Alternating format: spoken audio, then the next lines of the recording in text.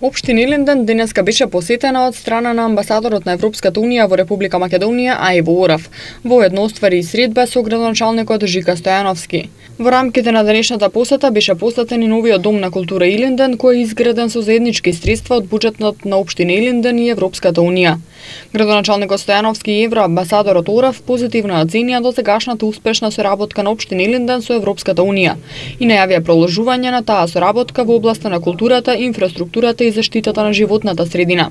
Целта е да размениме видувања во делот на развојот на локалната самоуправа, во делот на развојот на општина Илинден, на полето на локален економски развој, на полето на животна средина, на полето на културата. И искрена благодарност до Европската унија која што овозможи по патот на награда на општините, тоа е проект кој што општина Илинден го доби и 200.000 евра кои што ги инвестиравме токму во заедничката инвестиција Домот на култура.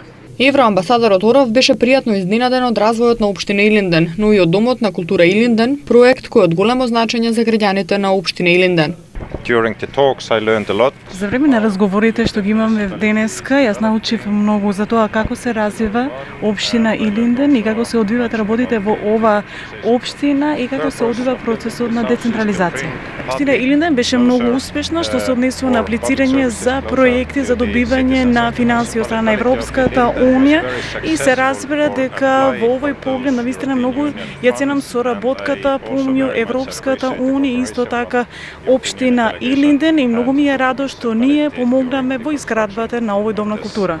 По повод посетата во Домот на културата Илинден беше организирана ликовна изложба, како и детска представа "Дозволете ми да ви кажам една тајна за животната средина", на која присуствува и дечиња од детската градинка Гоце Делчев. Представата за децата беше финансирана од страна на Европската унија.